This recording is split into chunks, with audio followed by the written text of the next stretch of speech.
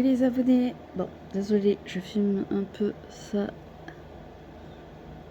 à l'arrache parce que je sais pas où j'ai mis ma ring. Bref. Sachez que vous êtes calé sur un coussin et derrière vous, il y a une peluche.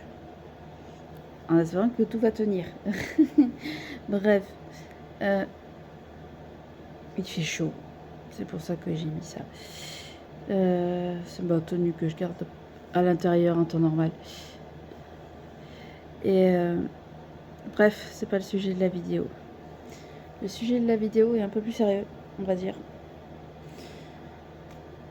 Je pense que certains d'entre vous doivent se souvenir que j'ai fait une vidéo il y a un moment de ça, où je parlais de mes relations, et une vidéo où je parlais de ce que je pensais être à l'époque mon orientation sexuelle.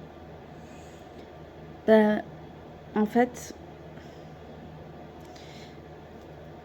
ça fait des mois que je suis suivie, ça va faire plus d'1 an maintenant, que je suis suivie par une psychologue et qui m'a aidée à me poser les bonnes questions sur beaucoup de choses et qui m'a dit quelque chose qui était assez pertinent. 2 choses même. Elle m'a demandé qui j'étais vraiment et elle m'a dit aussi que même si je disais que je savais mon orientation, qu'elle avait l'impression que inconsciemment je me cherchais encore. Et avec le recul, j'y ai énormément réfléchi. Elle m'avait dit d'y réfléchir justement à tout ça, que ce soit mon orientation ou même à moi, qui j'étais, tout ça. Et au final, depuis quelques semaines, je réfléchis énormément. J'ai réfléchi à mes relations, j'ai réfléchi à beaucoup de choses. Et le fait d'être gender fluid, ça c'est acté, clairement. Même si elle a du un peu de mal à comprendre ce que ça veut dire, etc. Enfin, j'ai expliqué, mais que ça existe.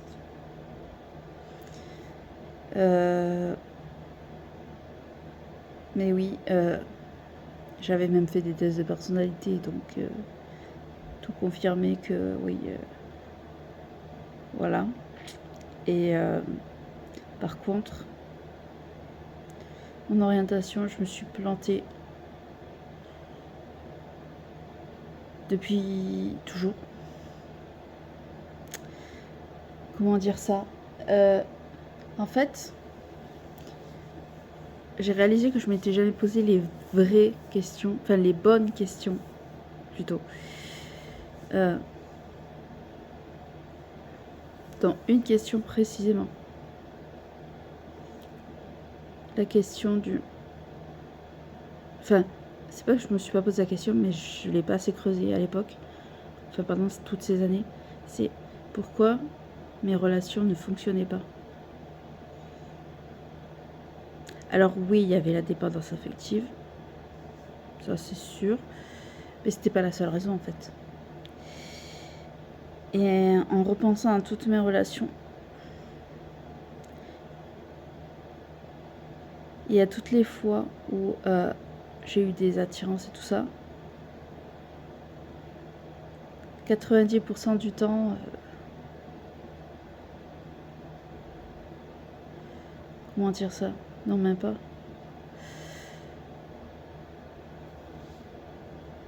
J'ai toujours été plus attirée par les filles que par les garçons, en fait. Alors oui, j'ai eu beaucoup de relations avec des garçons, mais au final, j'ai compris pourquoi ça ne marchait pas. En fait, c'est là où l'aspect psychologique est complexe. Enfin, Le cerveau peut être compliqué.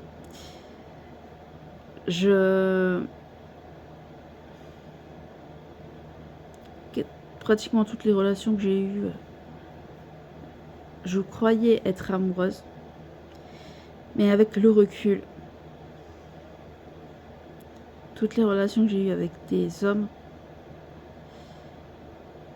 ce n'était pas des garçons en particulier dont je tombais amoureuse.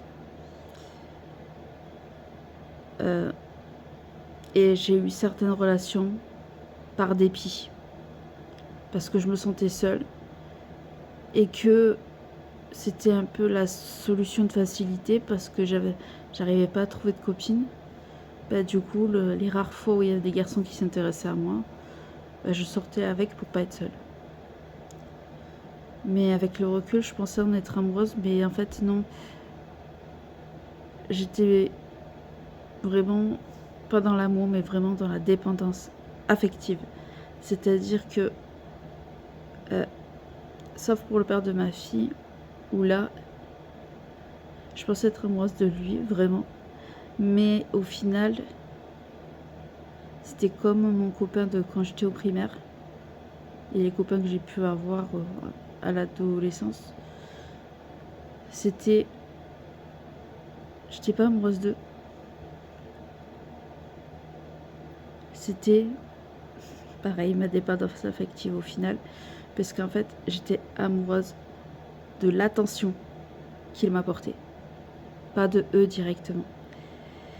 Et ça, je l'ai compris il n'y a pas si longtemps que ça. Et je suis... comment dire ça ? Ça a été ça, donc du coup, au primaire, à l'adolescence, avec la première relation que j'ai eue en tant qu'adulte, donc avec le père de Luna. Sauf que non, le père de Luna, il n'y avait pas que ça, il y avait aussi son côté. J'étais tombée en premier lieu. J'étais, comment dire, tombée amoureuse de son âme d'artiste. Parce qu'à l'époque, il faisait du théâtre. Et en fait, c'était pas de lui que j'étais amoureuse, au final. C'était de sa façon de faire du théâtre. Et ça, c'est pareil, je l'ai compris il n'y a pas longtemps. La relation que j'ai eue juste après, dont je vous avais parlé aussi, qui a duré 2 ans et demi à peu près, c'est pareil, au final, c'était pas pour le côté artiste, mais comme avant, c'est-à-dire pour le côté... c'était quelqu'un qui, malgré le fait qu'à l'époque était en internat et moi externe, bah, tous les week-ends, il venait à la maison, il s'occupait de moi. Quand on était au travail, il s'occupait de moi, etc. Donc c'est pareil, c'est quelqu'un que je suis sortie avec parce que cette personne s'occupait de moi. Je sais que dit comme ça peut paraître très égoïste. Mais en fait, à ce moment-là, j'en avais pas vraiment conscience, en fait.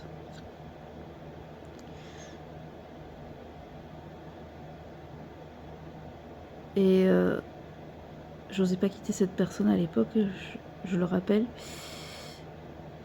Parce que j'avais peur de blesser cette personne en la quittant. Et c'est pour ça que j'ai mis autant de temps à la quitter. Bref, ça c'est encore un autre sujet. Et j'ai eu une autre relation donc qui avait duré 9 mois. La personne, je l'ai vue que 3 fois. 4 ou 5 fois, pardon. Mais cette personne, comment dire ça, c'était pareil. Je pensais en être amoureuse. Mais en fait, non. C'était juste que cette personne, même si on s'est vu physiquement, voilà, comme je disais, 4 ou 5 fois, ben, en 9 mois, quand cette personne, on se voyait, elle était très attentionnée, etc. Elle s'occupait de... Ça a coupé. Je sais pas pourquoi. Bref. Enfin, pourtant, il n'y a pas beaucoup de place qui a été prise. Du coup, je vais essayer de faire vite. Donc, après cette relation-là, donc de 9 mois, où ça a été pareil, c'était parce que cette personne s'occupait de moi, quand on se voyait pas, ouais, elle m'appelait tous les jours et tout ça. Donc elle se souciait de moi. Ce qui faisait du bien à ma dépendance affective une fois de plus. Mais au-delà de ça, voilà. Et je me suis rendu compte, je me suis posé donc la question, dans quelle relation j'ai vraiment été heureuse? Et j'ai réalisé, le plus heureuse, et j'ai réalisé que ça a été la fois où j'avais été en trouble. Pas parce que j'étais en trouble, mais parce que une des deux filles me faisait vraiment de l'effet. Je veux dire, je sentais que c'était pas forcément que j'étais amoureuse d'elle, mais dans le sens 18 plus, on va dire. On n'a pas eu de rapport, mais il y avait quand même des caresses, etc. avec les deux. Et j'ai jamais autant frissonné avec quelqu'un, rapport aux caresses et tout ça, que avec ces filles.